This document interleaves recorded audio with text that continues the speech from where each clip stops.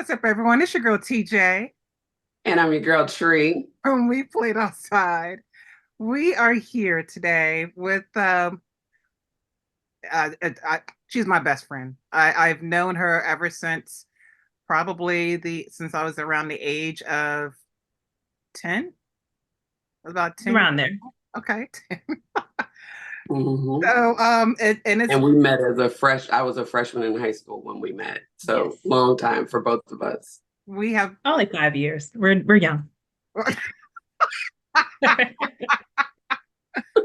we've been friends for all of 5 years, and it's been an amazing. Hmm. That's it.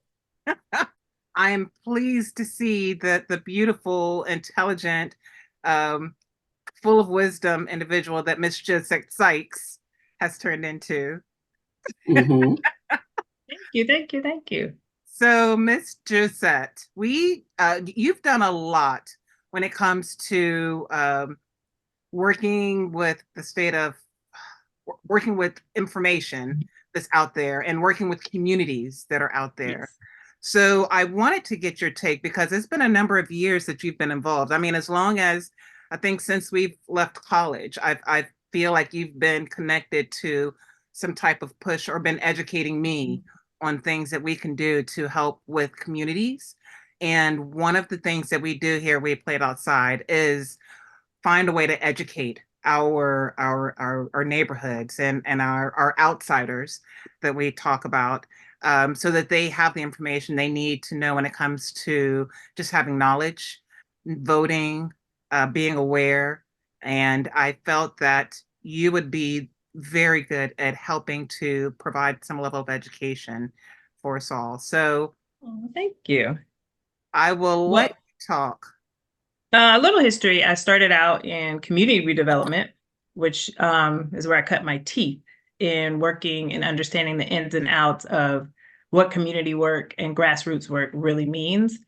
And that gave me a lot of insight on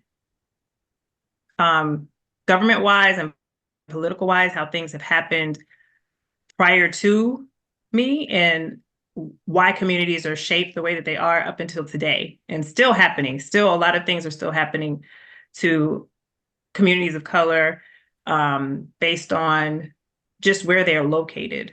Now, the property of where they have put communities years on years on years before we are realizing what happened. Now that property is a hot commodity in near downtown areas where Yes. stadiums are built, where businesses are coming back down to the downtown area, where people are now wanting to move back from suburbia into urban areas. And now they're moving places that they felt were undesirable because suburbia was where people were moving, Mhm. and they placed people there in those communities and in those areas and downtowns and all over the country. Primarily, I can only speak to the state of Florida, but if you look at just mostly where things are, um, where our communities are located, it's primarily downtown urban areas, not in the suburbs.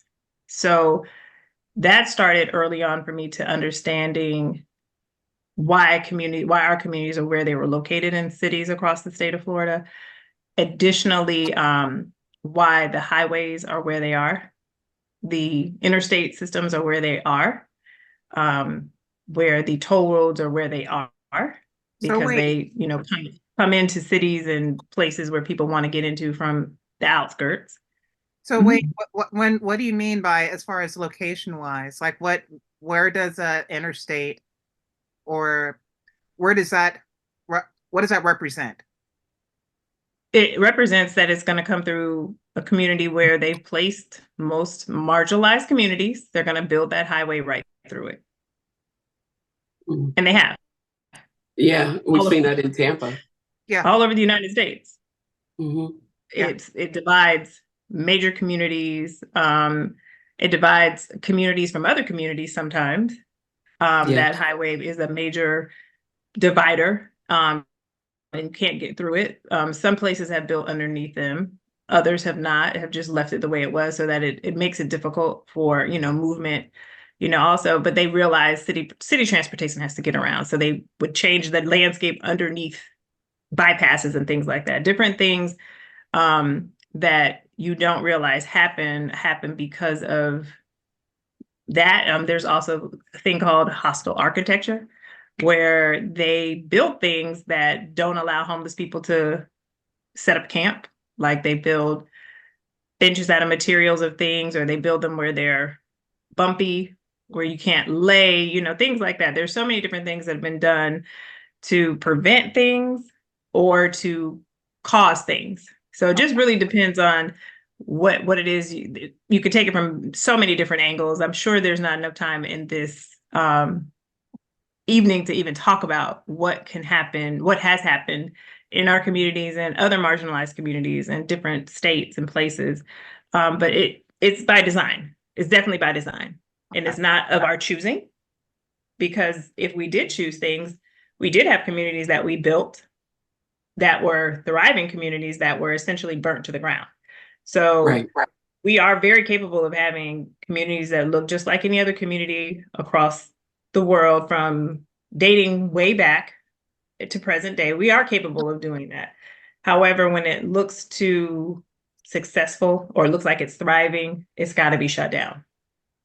It's got to be shut down. So this whole entire political landscape is because so many people, not of the majority, were thriving, that we have things that have come into play like Project 2025 that have been designed legally to prevent a lot of that has taken place. A lot of the things that we've seen from the 60s, a lot of laws that have been on the books for decades have been dismantled because it did no longer benefited, or there was the power structure shift in who was in power, and our dynamic is changing population wise. You have so many different things that come into play that have threatened a majority that we are where we are today. So be it community development, redevelopment, public health issues, so many things that are really out of our control, that when we are expressing those things, that people take offense to that because we're explaining that, hey, this is what's happening. This is what we see. It could be different if you went about it a different way, especially in healthcare, when it comes to how we're treated in healthcare issues or healthcare situations, when it comes down to life or death situations where we're not treated for our symptoms. We're treated because of what they've been taught that is outdated and no longer applicable when it comes to healthcare. So we have so many different things that impact our community that we don't realize that are systematic. Yeah. And others don't realize that they're systematic because it doesn't apply to them and they're not treated in that way. So it's so many things that happen to marginalized communities that it's unbelievable to them because it's not happening to them, to people that are not marginalized. So it's really hard to navigate a world where it's controlled by non-marginalized people when we're explaining what's happening, and they can see what's happening for the most part. What can we do to educate ourselves so that rather, I mentioned this early on, if it's something that we can vote on, or if it's being just more aware, like what can we do to educate ourselves so that we can have I don't know if it's having a stance or if it's just having a better idea of like options. Staying engaged and knowing what's happening in your local elections in your local community. Engagement is so important to kind of know what's going on and not be out of touch. Because a lot of times people feel that elected officials are out of touch because they're not boots on the ground, they're not in the trenches, or they don't experience who they're representing, what they experience. Yeah. And once you're engaged and you can put those issues on the table in front of your elected officials, then sometimes when you hear that same squeaky wheel or that same argument, then it begins to get the attention when you place that emphasis on a true problem, a true issue. And if it's never addressed, it's going to continue to make that same noise. So I think when it comes to our elected officials, they need to be held accountable for those things that are not being addressed in their districts and with their constituents, especially when your name is on the ballot again. Because if you don't address those things, people can bring that up, and then your candidate or your opponent can come back at you with, okay, these are things you've been in office for 20 years and you have not addressed any of these issues that started small when you first got in office, and now it's ballooned into something larger that's out of control. So certain things that communities can do is just hold your elected official accountable, not because they grew up there and their namesake. Okay, that's all well and good, but what are they actually doing to affect change in their district? And that makes a huge difference when it comes to elected officials locally, because they make the most change, because your national people will feed money into problems that they see, but they can't be in their entire district. Your local elections are bigger than what you think they are.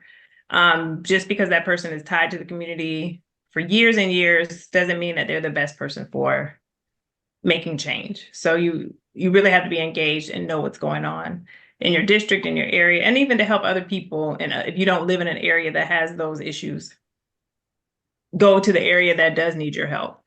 So that's important in everywhere, every city, local, state, any of those our state elections, local elections are very important, more important to me than your congressional Yeah.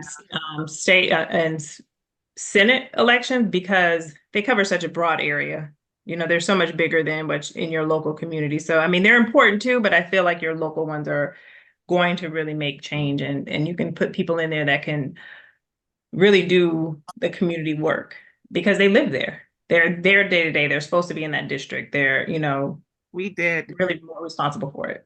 Yeah, we had an episode where we had we stressed the importance of voting within your community, since that's a vote that matter not that it matters more, but there's a lot of weight that comes because you live in that community.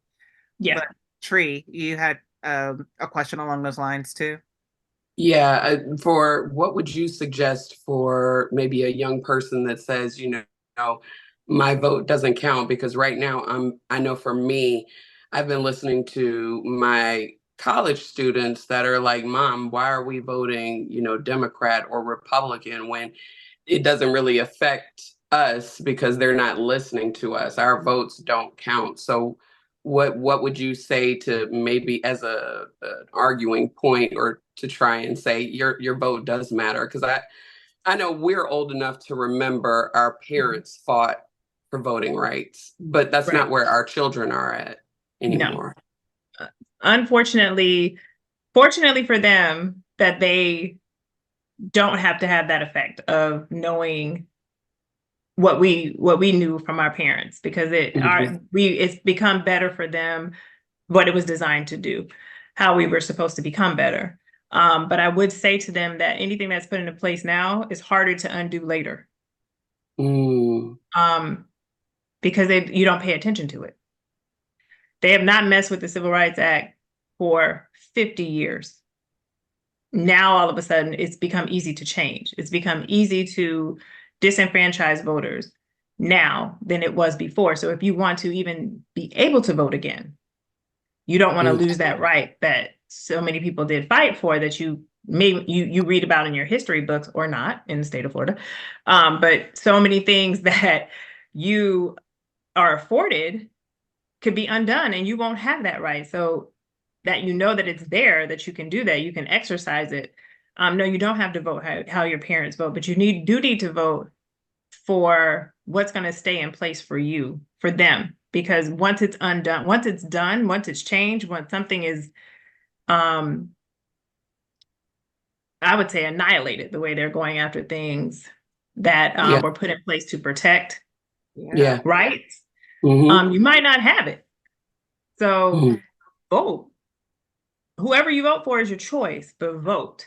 Don't take that option off of the table, because so many people have been purged because they didn't vote. Yeah. Because you're not an active voter. Whereas now you show up and you want to be active after you haven't been active for the last 2 or 3 elections, you've been purged. So, that's happened. It's my understanding right now is over 600,000 people in the state of Florida have been purged. Wow. So, and one of them was an active voter. He just so happened to go and vote we had a local election or some kind of special election in this area. And just so happened, you're not a registered voter, but how? I voted the last election. How am I not?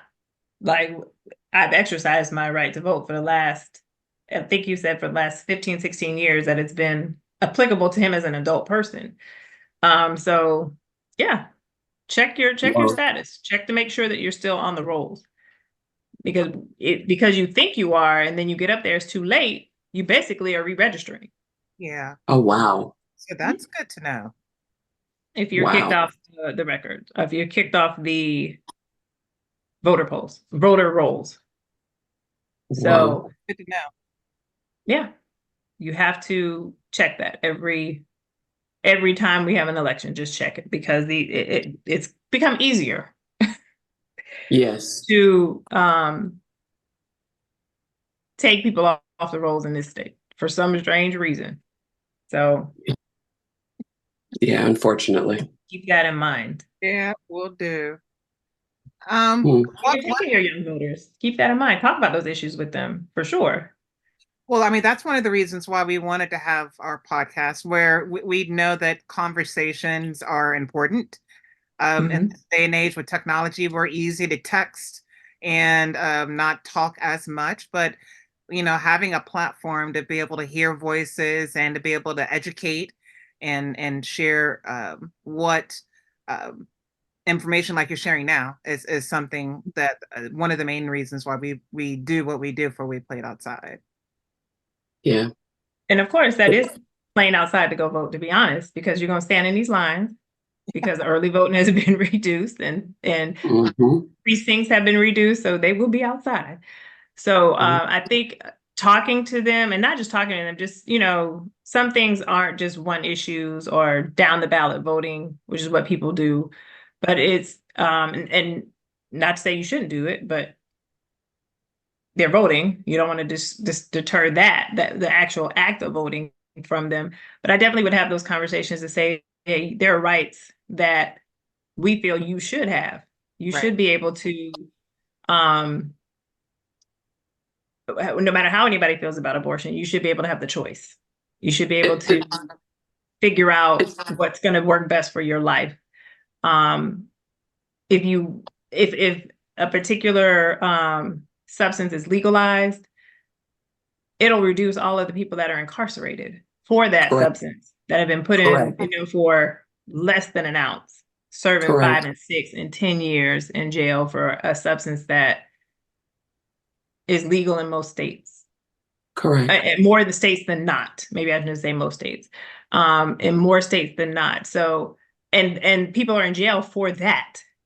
That substance, not cocaine, not heroin, not any of the hard substances that's being bought over from cartels, because we're not using that, quite frankly. Correct. So, demographically, we're not using those drugs. We're not certain types of pill poppers. Correct. So a lot of these things that aren't carrying weight and charges, but the things that are carrying weight and charges affect marginalized communities. So it should be legal, because then maybe you'll go after the kids that have the whole 100 pills of oxy in the car. Yeah. It's to go back to what you said about our rights. My daughter and I were talking about the closest place you would be able to go if you had to terminate a pregnancy now. And that's something to really... if it's unreported, if nobody knows that about you, if you have not gone to a doctor's office, because they will try to prosecute you for even going across state lines. Right. There's so much to that for me, that's important. As a woman, that's important. Right. I don't want that right, that there's no reason I should be negotiating this with someone, or for that matter, facing criminal charges or putting my doctor in a very precarious position. Right. But that's where we're at. No matter what state you're in. So, I mean, because apparently whoever does it in another state can be bought on charges here. If I'm Correct. reading it correctly, I have not jumped into that because it's on the ballot. It's a constitutional ballot option. Mhm. And when these things are voted on and they pass by the majority of the state, we're living in times of the Wild Wild West. These people are gonna do whatever. So they, if we say no, that these things should not be, we vote for it. However, whichever way they're trying to write it and put the language in it to be for these options, and it passes over 70%, they're gonna figure out a way to go around that and put these laws and statutes in other places at the next session. So it's neither really here nor there. Just like they've gotten around the felon issue. When you have served your time and now all of a sudden you have a bill for all the days that you served in that facility or for the number of days you were supposed to serve at $50 a day. So now you have another bill that you have an outstanding bill because in order to get your rights restored, you cannot owe your restitution or anything like that to the state. So now these felons, which that was not in the bill.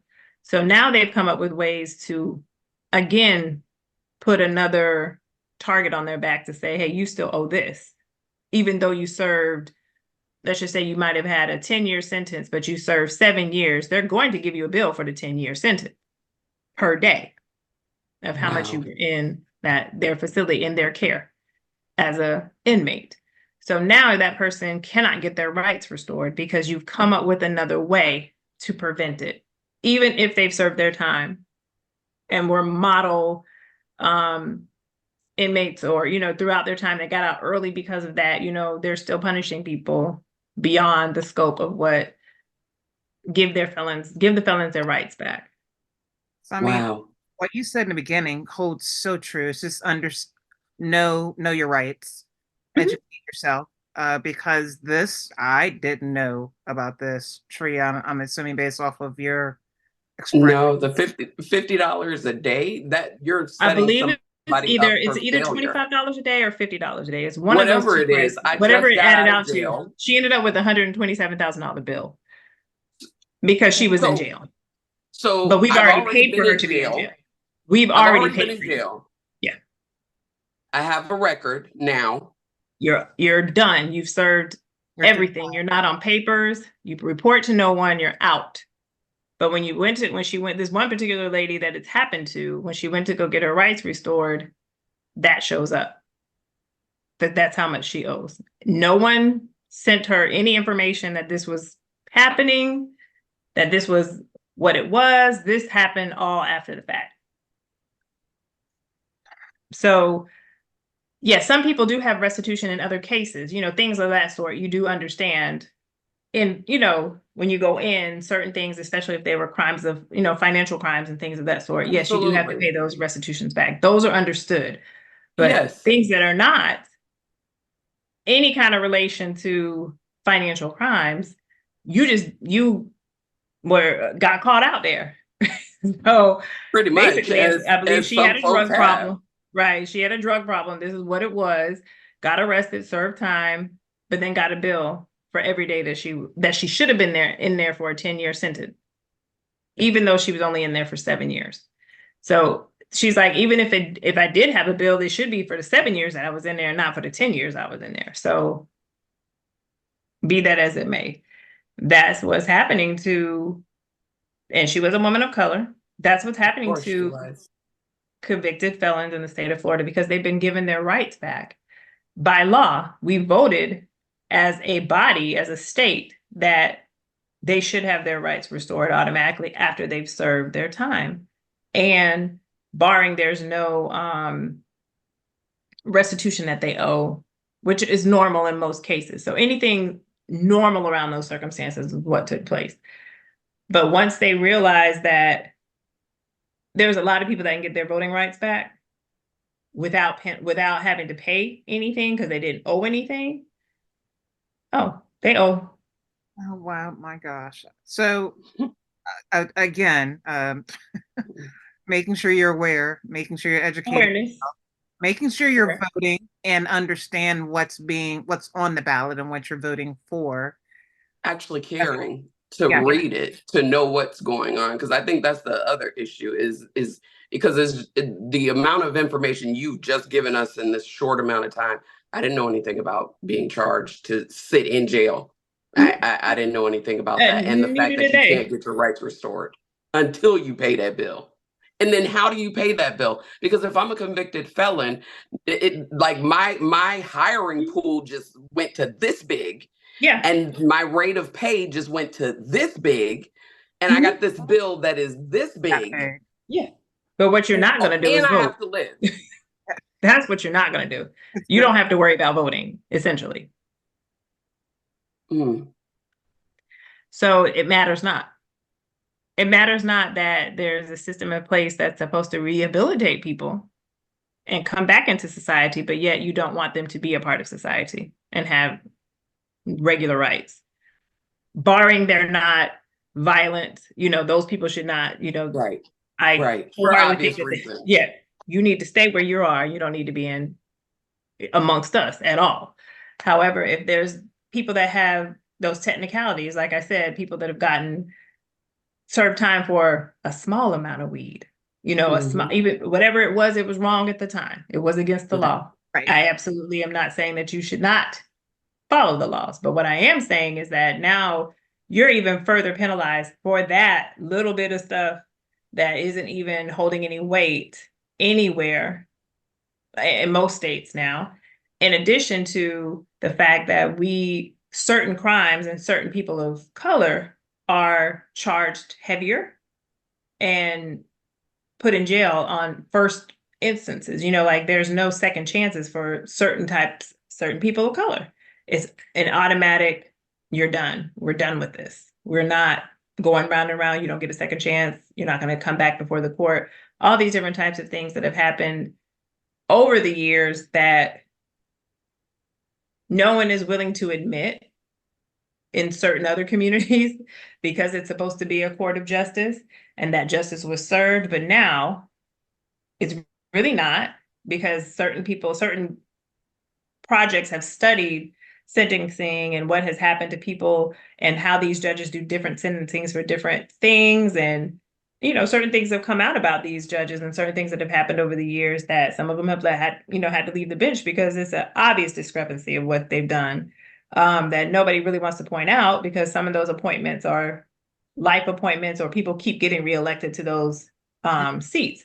So it just depends on um and certain organizations. If you're an attorney within the state, you don't want to do that because a judge will always screw you over if they know that you are looking to find or criticize or find something wrong with how they rule their cases, how they cover their cases. So of course, a lot of these organizations that are studying our legal system, state of Florida legal system, they're from out of state. So but they're studying definitely everything that the discrepancies that are apparent in some of these sentencing and some of the things that are happening to marginalized communities. So it all really boils down to that. And it's, that power structure is always unbalanced because we might have one or two judges of color, but for the most part, they can't tip the scale, not nearly as much as That's what good. other non or majority judges can. So it's just the weight of our world and how that power structure is viewed, and it will consistently be viewed that way. Because if I don't know if either one of you have read Project 2025, I could not stomach it. I cannot I stomach haven't. it because it is happening. This is a well thought out, well devised plan, and these people have been hired. They have taken applications. This is a concerted effort. And it is very, very, it's almost, I want to say it's akin to like a Disney machine. It is well oiled right now. Oh And that wow. should scare people on how Yeah. things are moving in the trajectory of what you're seeing on local sides. Yeah. Mm. And that's how the changes are not happening congressionally and on the federal side, is happening locally. Wow. It's happening locally, and it's at rapid speed. Well, Wow. Yeah, I will, we have literally sat back and watched it happen. So I will educate. not knowing it was happening that way, because I didn't pick up 2020, pick up on 2025, the breadth of it until last year. No, Mm. I will go through that now that you called that out. I've heard some details, but I haven't read it, so I'll educate myself on that one then. So one thing on We Played Outside is we like to take a hard left and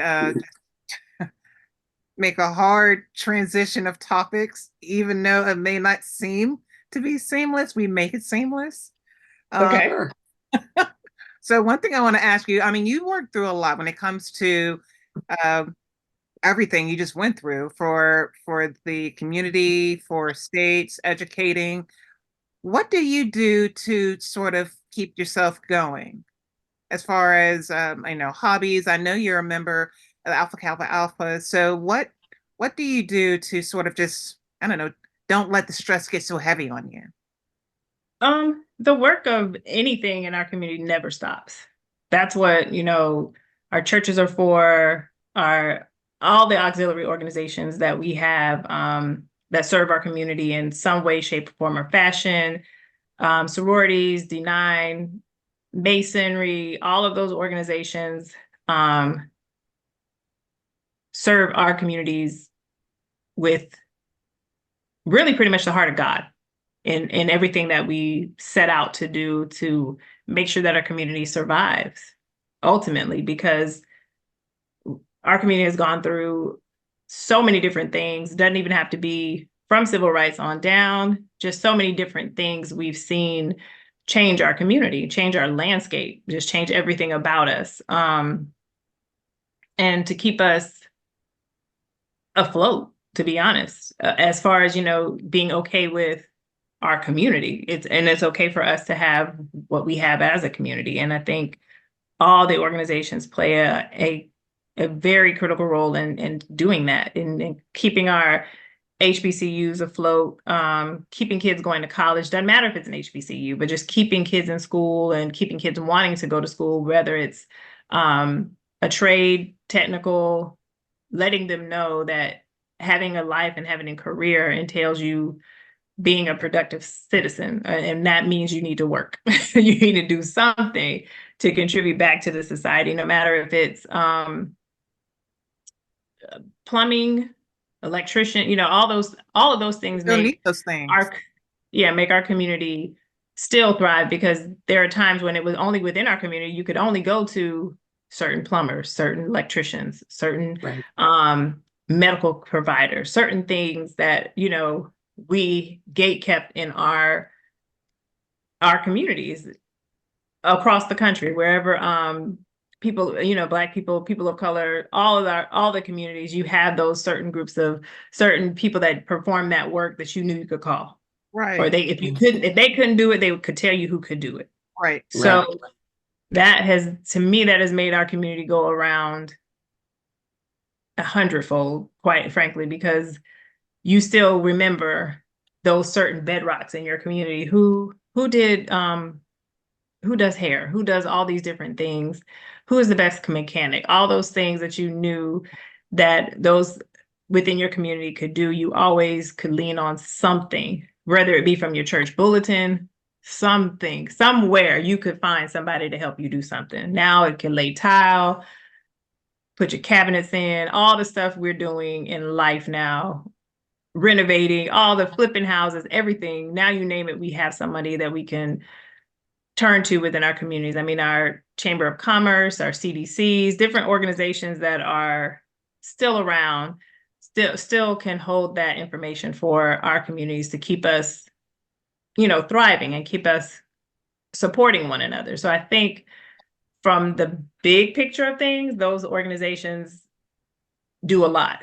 And mine specifically, within Alpha Kappa Alpha, we do a lot of things within the community to keep everybody just engaged, keep kids wanting to go to school. Doesn't have to be your traditional, track of going to school, but wanting to have a career and figuring out what the best way is to that career goal So many things I think we still do, all of them, everybody still does to keep our youth, to let them know they're important to us and they're important to the future. Like they're everything we need to keep it going. So there's not one I can shout out any better than the other.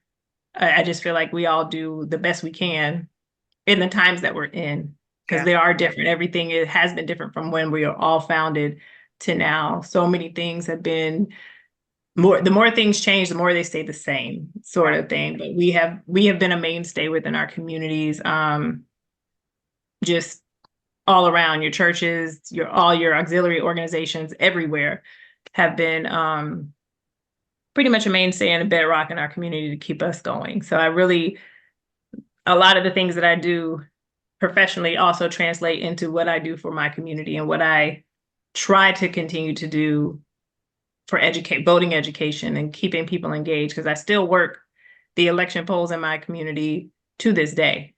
So Wow. and it's a long day, but just to sit there and watch people actually exercising their vote, exercising their right to vote on election day, it still happens. And it's still a long-standing tradition. I think it's amazing that even though we have early voting, people are still voting on election day.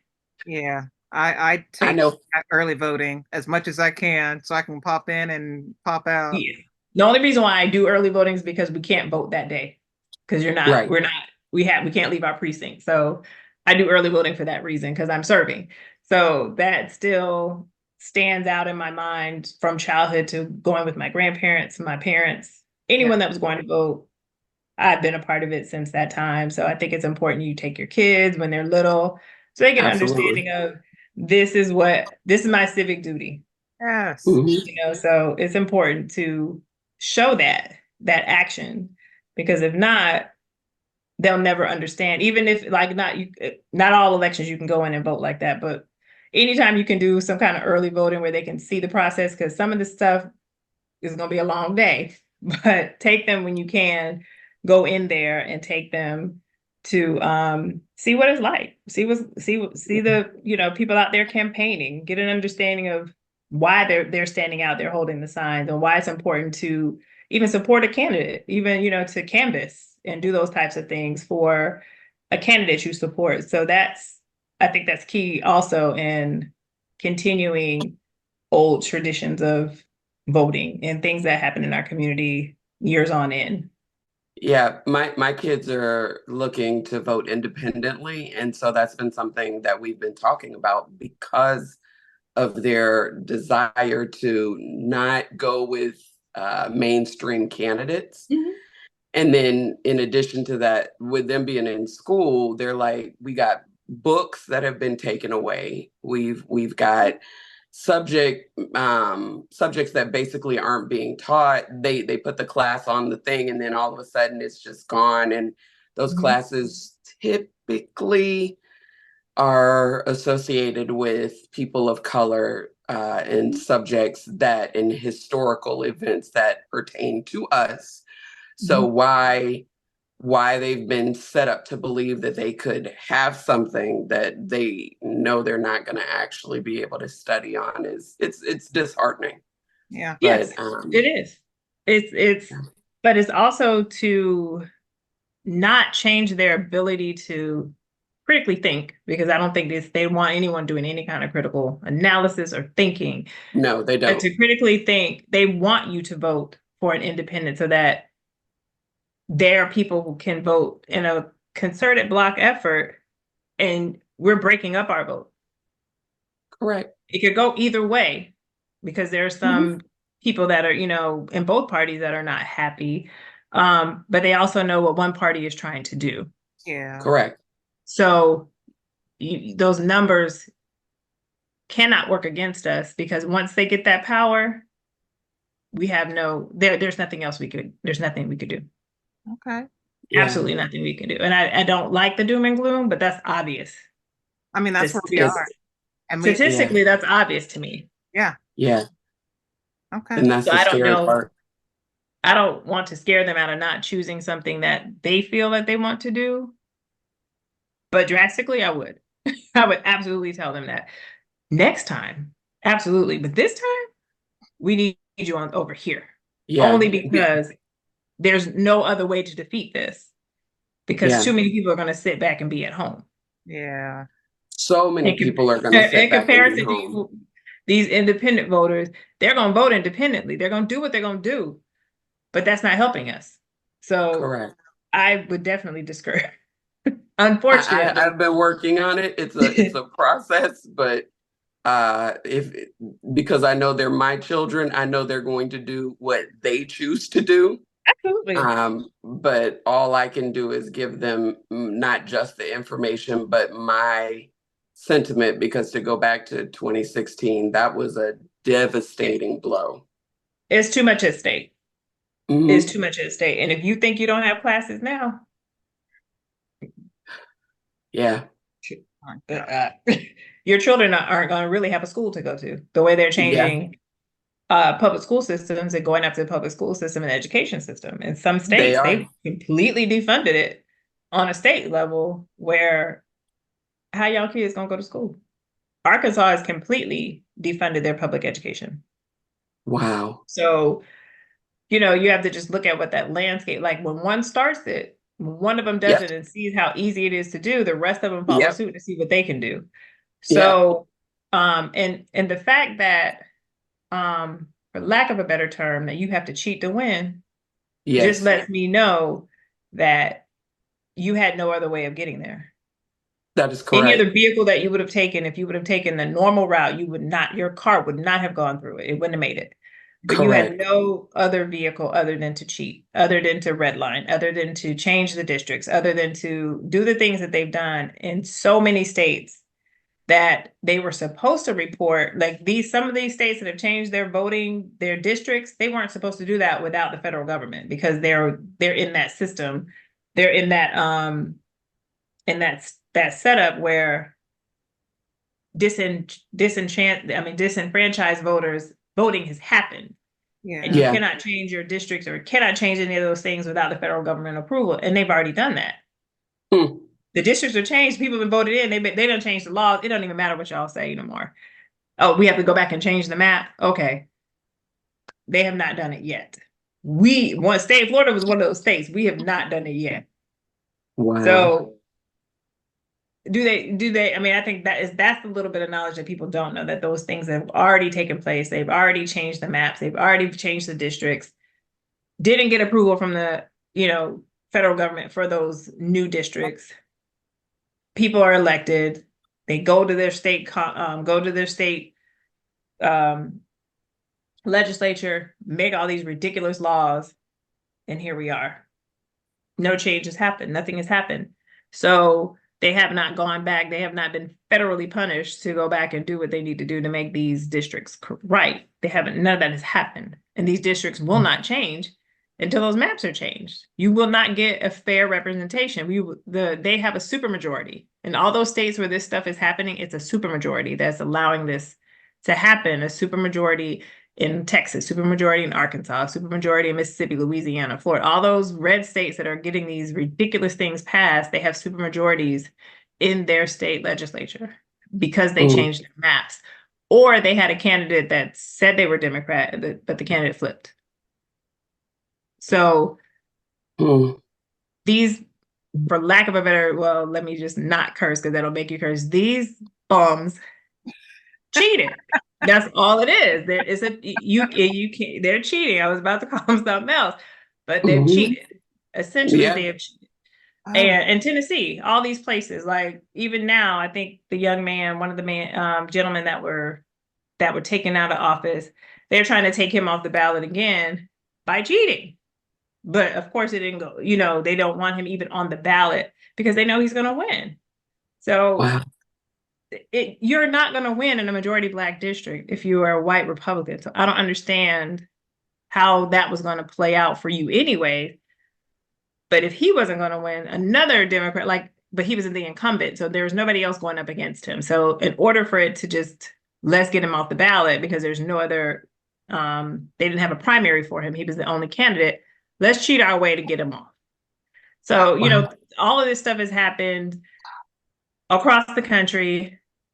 We've been yelling and screaming. The Supreme Court is stacked. None of these cases are moving fast enough, but the cases that they want to move up on the docket, Correct. it's just like, y'all cheater. Y'all are some old dirty, low down scoundrel. Like, I don't But know you what your you person do policy understand is. though why our kids are literally like, for what? What do we need to show up for? Y'all have Oh, I already totally shown me understand. that it doesn't matter. It's not even kids though. It's not even the young voters It's that feel that way. adults too. Yes. Full blown, big aged adult people feel Yes. that way because it's basically true. It's basically Mm, true. There's mm, nothing that there's no way to combat what it is. Numbers don't lie in terms of um those demographics. That's a fact. Numbers can't change that this is what has happened. We have this supermajority. So no matter how we vote, they're so far willing to change how the electoral college submits correct. their votes from each state. But when they realize that other states can take their votes too, so that Yeah. means, oh yeah, it won't be what you think it is. Don't play, because there Right. are some big Democratic states that still have more votes than what y'all have as little tiny red states. You want to play Mm-hmm. with California? Go right ahead. They hold the Yeah. most. They got them all, Yeah. as far as I'm Yeah. concerned. But it's just it's a well thought out plan. These people got this thing down pat. What they're gonna do? What they've done. I can't even say what they're Mm, gonna do. What they've done. Well, mm. I mean, we thank you a ton for the Yes. Thank you. smidget of knowledge that you've dropped, because I I'm there's so many more questions that I have, and we'll probably have to pull you back for another episode, especially after we do some more reading on the Project 2025 to make sure we It'll all. hurt your feelings. I'm I so only got 60 because I pages still in, got to and I educate had enough. myself. I Now, had enough at 60 pages. I do have Enough. I do have some parting questions for you. These are random. We played outside questions. Let's Um, play. yep. So let's play off the top. You can't give too much thought to this, but Off uh, the top. what what did you like to do when you were younger and you played outside? Ride bikes. Ride a bike. Ride a bike. Go wherever we probably couldn't go. Yep. Very cool. Yes. Um, what is something that you can't live without? My friends and family. Something or Eh, people or object. whatever you come up with. So that's work. That's good. Family and If I could rethink that, I actually got first, but my friend, my family, my friends for sure. all right. Mm, Um, what would you tell your 18-year-old self based on what you know now? Do exactly what you're doing. mm. Very Do nice. exactly what you're doing because you're gonna change your mind. Things change. Do They what you do. want to do. Okay. Mhm. Tree, did Yeah. you have any questions for Miss Josette? No, I thank you for sharing with us and taking the time to impart your knowledge so that our viewers can understand. Because I know we didn't know a lot of the very pointed things that you so eloquently placed out there for us to know. So Getting I'm hopeful that others will take the time and recognize the importance of what's going on right now, because there's a lot of very important things especially going on this that year. we can't afford to act like we don't know. Absolutely. Completely understand. Completely agree with you. But you guys are Mhm. doing that work. That's a part of it. That's really key as to being a part of your community, no matter if it's with your kids, their friends. Have a party, let's talk about these things because sometimes they have nowhere to talk to, no one to talk to when it comes to that. So you guys are really definitely doing small steps of that work, but that counts bigger than what you think it does when it comes to what resonates with the generation behind us. So I really applaud you all in this effort because I think it's a beautiful thing, especially when you have that demographic in your home and in your lives on a regular, consistent basis, and that you constantly think what they'll need to be where we are when that time Yeah, comes. So, because right now I don't trust them with my healthcare. So we definitely need to work with them. We need to get them on board with some things when it comes that's to true.